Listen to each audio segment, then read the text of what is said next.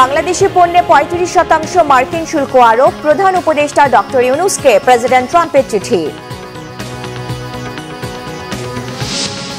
জুলাই সাহসী লড়াকুদের কণ্ঠে আক্ষেপ, হতাশা, প্রয়োজনে দেশের স্বার্থে আবারও রাজপথে নামার প্রস্তুতি।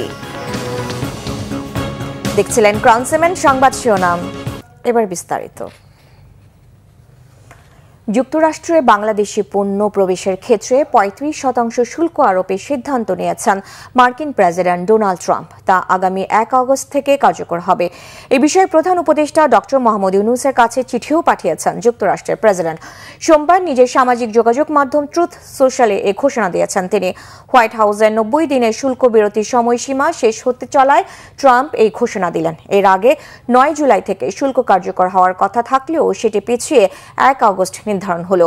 বাংলাদেশে ছাড়াও মোট ১৪টি দেশের ওপর নতুন করে শুল্ক হার নির্ধারণের ঘোষণা দেওয়া হয়েছে। দক্ষিণ কোরিয়া ও জাপান থেকে আমদানি করা পণ্যের উপর নতুন করে ২৫% শুল্ক হার নির্ধারণ করেছে ট্রাম্প প্রশাসন। এছাড়া মিয়ানমার ও লাওসের পণ্যের উপর ৪০%, দক্ষিণ আফ্রিকার উপর ৩০% এবং মালয়েশিয়ার উপর ২৫%, তিউনিসিয়ার উপর ২৫%, ইন্দোনেশিয়ার উপর ৩২%, বসনিয়ার উপর ৩০%, সার্বিয়ার উপর ৩৫%, কম্বোডিয়া ও থাইল্যান্ডের উপর ৩৬% এবং কাজাখস্তানের উপর ২৫% শুল্ক হার নির্ধারণ করা হয়েছে।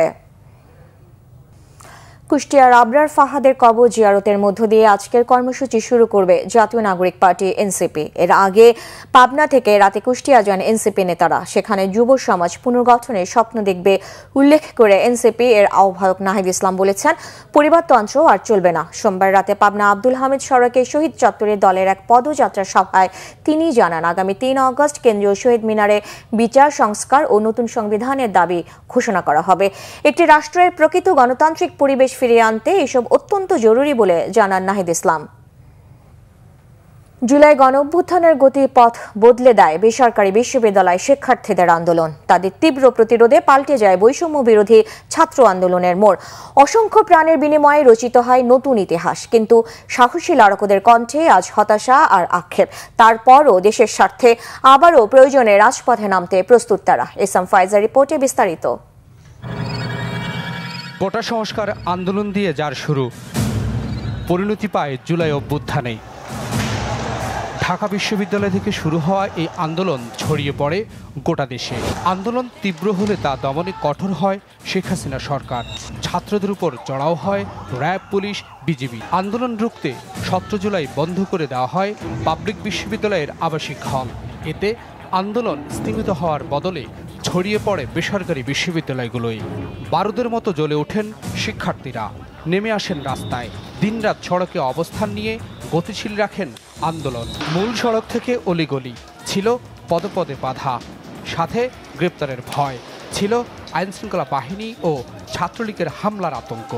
কিছুতেই পিছু হটেনি বেসরকারি বিশ্ববিদ্যালয়ের শিক্ষার্থীরা। সড়কে গুলির সামনে বুক পেতে দাঁড়ান তারা, প্রতিবাদে থাকেন অনড়। প্রাইভেট ইউনিভার্সিটি যদি 15 জুলাই 16 জুলাই না নামতো রাস্তায়, তাহলে কিন্তু আন্দোলন ওখানেই স্থবির হয়ে যেত। সূর্য কিন্তু ওখানেই ডুবে যেত, সূর্য আর উদয় হতো না। এবং আমরা সকলেই মনে করি যে প্রাইভেট ইউনিভার্সিটি না নামলে, এই ট্রাম্প কার্ড হয়ে না দাঁড়ালে এই আন্দোলন ওখানে সমাপ্ত হতো এবং এই ফ্যাসিস্ট সরকার জিতে যেত। আর শুধুমাত্র প্রাইভেট ইউনিভার্সিটি বলেই না, অনেক মাদ্রাসার শিক্ষার্থীরা আছে, তাদেরকেও আমরা ভুলে যেতে পারি না, তারাও ছিলেন রাস্তায়। তারপরে আমজনতা কিন্তু 18 জুলাই থেকে নেমে পড়েছিল। স্বৈরাচারী হাসিনাকে বাংলাদেশ থেকে তাড়ানোর সবচেয়ে বড় ভূমিকা ছিল বেসরকারি বিশ্ববিদ্যালয়ের ছেলে মেয়েদের। হ্যাঁ, কিন্তু দেখবেন এই যে একটা বড় হাসিনা যাওয়ার পর একটা বড় পরিবর্তন হয়েছে। পরিবর্তনে কিন্তু বেসরকারি বিশ্ববিদ্যালয়ের কোনো ভূমিকাই কাউকে রাখাই হয় না। আপনি কাকে দিয়ে সংস্কার করবেন? হাসিনা চলে গেছে, আপনি হাসিনার লোকজন তো সব জায়গায় বসে আছেন, আপনি তাদেরকে কি সংস্কার করতে পারবেন? তাদের যদি সংস্কার করতে হবে না। আন্দোলনে তাদের সম্পৃক্ততা ছাড়া জুলাই অভ্যুত্থানে সফলতা আসতো না, ফ্যাসিস্ট সরকারের পতনও হতো না, এমনটাই দাবি বেসরকারি বিশ্ববিদ্যালয়ের আন্দোলনকারী শিক্ষার্থীদের। স্থিমিত হয়ে যাওয়া আন্দোলনকে যদি কেউ ফিনিক্স পাখির মতো প্রাণ দিয়ে থাকে, সেটা হচ্ছে প্রাইভেট বিশ্ববিদ্যালয়। পাবলিক বিশ্ববিদ্যালয় আন্দোলন 17 জুলাই যখন ঢাকা বিশ্ববিদ্যালয় হলগুলো বন্ধ হয়ে গিয়েছে, তখনই সেটা স্টপ হয়ে গিয়েছিল। এরপর 18 তারিখে ব্র্যাক ইউনিভার্সিটিতে রক্তদান এবং জীবনদানের মধ্য দিয়ে সারা বাংলাদেশের মানুষের আস্থা ফিরিয়ে এনেছে যে এই আন্দোলন সফল হবে। এবং সেই আস্থার জায়গায় প্রাইভেট বিশ্ববিদ্যালয় আন্দোলন নিয়ে গিয়েছে বলেই আজকে নতুন বাংলাদেশ সৃষ্টি হয়েছে। সেদিন যদি প্রাইভেট বিশ্ববিদ্যালয়ে 100% এফোর্ট না দিত, প্রাইভেট বিশ্ববিদ্যালয়ের যেই ত্যাগ সেটা যদি 100% বিকশিত করতে না পারত, তাহলে মানুষ বিশ্বাস করতো না যে আন্দোলন সফল হবে। গণ অভ্যুত্থানে কত শত তরতাজা প্রাণ ঝরেছে, হয়েছে অঙ্গহানি, কিন্তু 1 বছরে অর্জন কি তা নিয়ে ক্ষোভ আর হতাশা এই শিক্ষার্থীদের কণ্ঠে। আমাদের অনেক আশা ছিল যে না, তারা কিছু করবে, তারা এই যে উপদেষ্টা হয়েছে, তারা বৈষম্যের বাংলাদেশ বলছে, যে বৈষম্যের বাংলাদেশ তারা নষ্ট করবে, এ করবে। আসলে কি করতে পারছে? তারা নিজেরাই তো প্রথম বৈষম্য তৈরি করছে। যখন তাদের উপদেষ্টা আনছে তখন আমাদের প্রাইভেটের একজনকে রাখতে পারতো, তাই না? কিন্তু তারা সেটা করে নাই। তারা নিজেদের অর্থসিদ্ধি লাভ করার জন্য এখন নিজেরাই থাকে, নিজেদের সাথে অন্য কাউরে অ্যাক্টিভ করে না। আশা ছিল, প্রত্যাশা ছিল যে এইটা যখন রিফর্ম হবে তখন যেন আমাদের সকলেরই একটা মতামত যেন নেওয়া হয়, সেটা কিন্তু আসলে নেওয়া হয়নি। এটা খুবই দুঃখজনক। আমাদের প্রাইভেট ইউনিভার্সিটির যে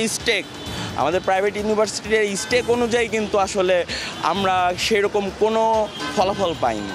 1 বছরে আশা প্রত্যাশা পূরণ না হলেও শোককে শক্তিতে পরিণত করে হাতে হাত মিলিয়ে দেশ গড়ার কাজে সহযোগী হতে চান তারা।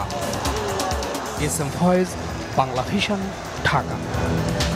সিলেটে পাথর কোয়ারি খুলে দেয়া জেলা প্রশাসকের প্রত্যাহার সহ 6 দফা দাবিতে চলছে অনির্দিষ্টকালের পরিবহন ধর্মঘট। সকাল 6টা থেকে শুরু হয়েছে বিভাগীয় পরিবহন মালিক শ্রমিক ঐক্য পরিষদের ডাকা এ ধর্মঘট। এতে ভোগান্তিতে পড়েছেন জেলার বিভিন্ন উপজেলার যাত্রী, পরীক্ষার্থী সহ সাধারণ শিক্ষার্থীরা। অনেকেই বিকল্প পথে বাড়তি ভাড়া দিয়ে যাচ্ছেন গন্তব্যে।